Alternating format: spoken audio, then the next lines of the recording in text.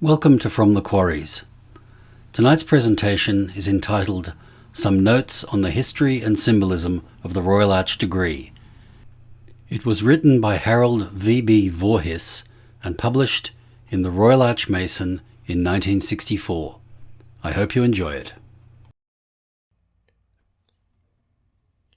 Good evening and welcome to tonight's presentation, From the Quarries, an archive of Masonic lore.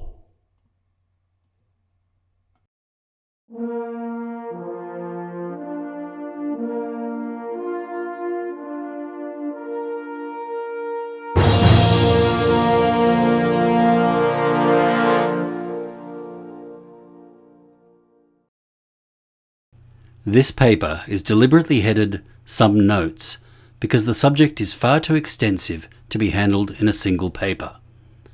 This applies to the historical portion, as I am at a loss how to do much with the symbolism part of it when addressing those who have not taken the Royal Arch degree itself. The intent is rather to provide some thoughts for individual research, for such activity produces advancement in Masonic knowledge. No attempt is made to propagate a particular school of thought. It is more factual than dogmatic, and the parts are not necessarily correlated. In particular, it seems pertinent to point out to those who are at some pains to interpret symbolism in an esoteric sense, that the symbols in the various Masonic degrees were originally put there by mortal men. Esoteric knowledge is not a modern achievement, and even the motives behind such demonstrations have changed over the centuries.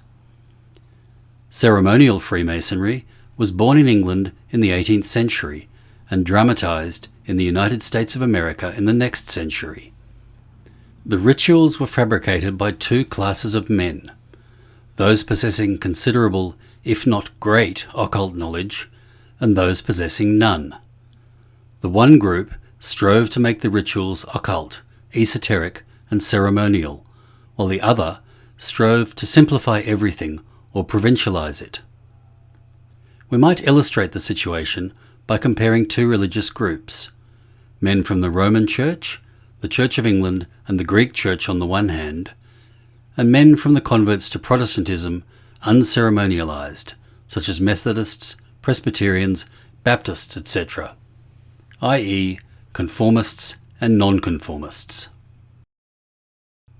It must be kept in mind, too, that the knowledge of occult symbolism was derived from an already existing store of such knowledge, some of which was already grafted onto the already existing operative Masonic lodges by the early speculative Masons, who, in their turn, learned from Rosicrucians like Henry Adamson, Sir Robert Moray, Thomas Vaughan, and certainly Elias Ashmole, who was made a Mason in Warrenton in 1646. That Freemasonry took its symbolism from definite earlier groups is borne out by the fact that there is not a scrap of evidence to show that ceremonial Freemasonry, as we now know it, existed before 1717 to 1723, nor that the Royal Arch degree existed in any form before 1738. J.E.S. Tuckett has fairly conclusively proved that no Masonic degrees were formed on the continent prior to 1850. We must therefore assume that the Royal Arch was made in the British Isles, even though we do not know who made it or in what original form. None of the various theories have evidence to substantiate them. The Ancients, a group of Irishmen who formed the famous rival Grand Lodge in England in 1751, considered the Royal Arch the very root, heart, and marrow of Freemasonry. The Grand Secretary of the original Grand Lodge, termed the Moderns, said in 1759 that our society is neither arch, Royal Arch, nor ancient. It is impossible to give voice to the symbolism of the Royal Arch degree without exposing the degree itself. As a matter of fact, it would be difficult to understand the references without having taken the degree. Consequently, but a few general statements must suffice in this department. The Royal Arch degree is a Jewish degree and based on Kabbalistic philosophy. If we examine the tree of life, we find 3 triangles: the supernal, the ethical, and the astral.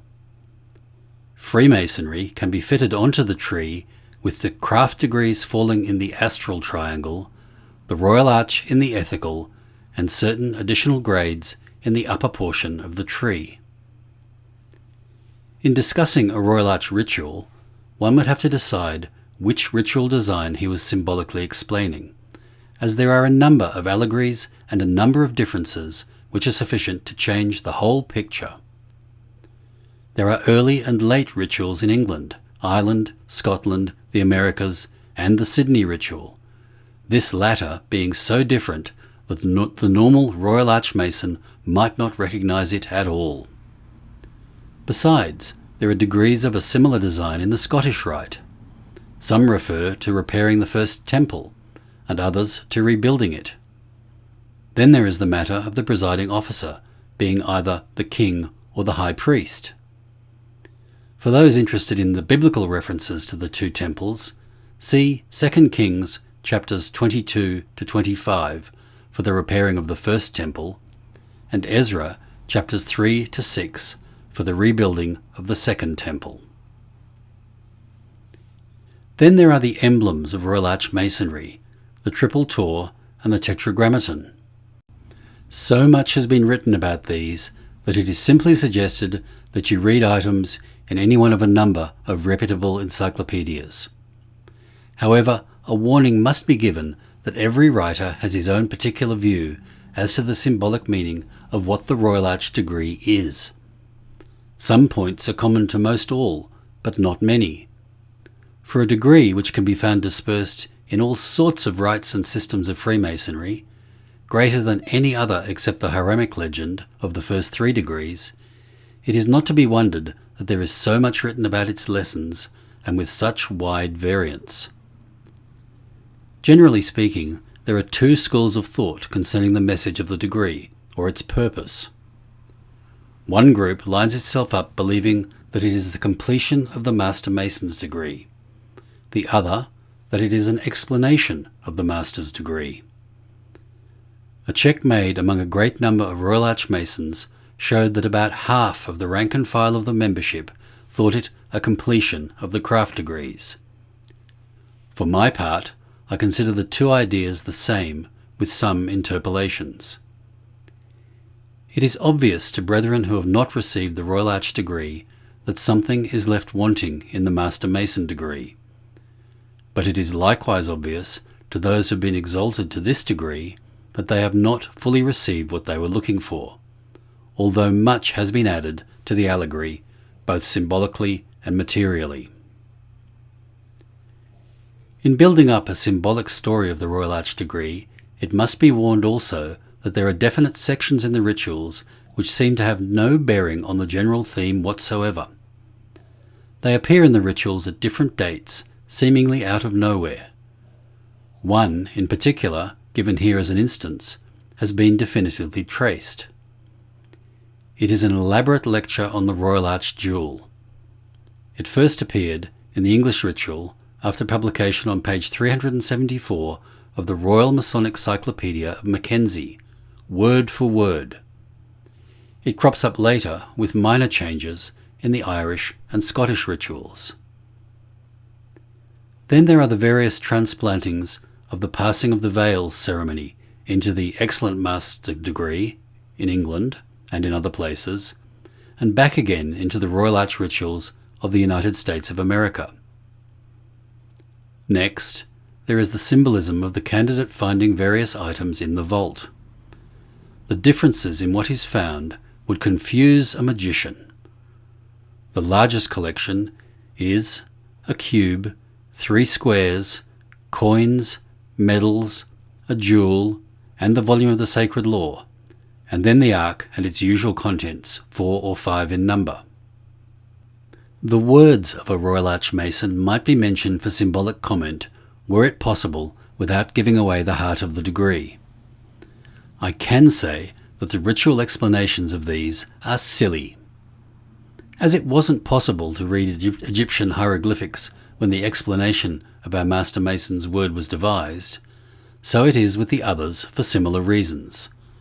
Thus, when they are all taken together, these explanations simply do not make sense, materially, practically, or historically. Castells believes that the elements of the Royal Arch degree, in the Enoch or Haremic versions, I suppose, probably came from the Rosicrucian side, and he makes out a very good case too. He also suggests that the burning bush might be a symbol of the Tree of Life. The vault, in one form or another, appears to be the centre of Royal Arch symbolism. This links it to the Rosicrucian Fama, which tells the story of the finding of the vault of Christian Rosenkreuz. The discovery in Royal Arch masonry, by way of the ring in the slab of stone, is an exact correspondence with the Fama story. Historical research has shown that the differences in Royal Arch rituals exist as the result of what might be termed political action, or as the outcome of rival beliefs and jealousies. It is left to the individual to make up his mind as to which is likely to be the most valid, if such a term can be applied to any ritual which was compiled in the first place by a man or a body of men who may have had other ideas as to what was the right thing. How then are we to place before the brethren or companions a set of standard symbolic views of such a degree?